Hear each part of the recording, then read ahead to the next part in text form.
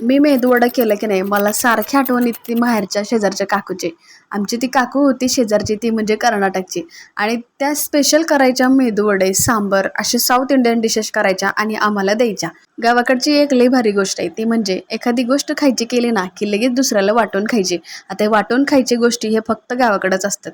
सिटीमध्ये असं नसते बघा. सिटीमध्ये फक्त घराच्या बाहेरून फोडणीचं वास आलं की समजायचं त्यांच्या घरात काय चाललंय.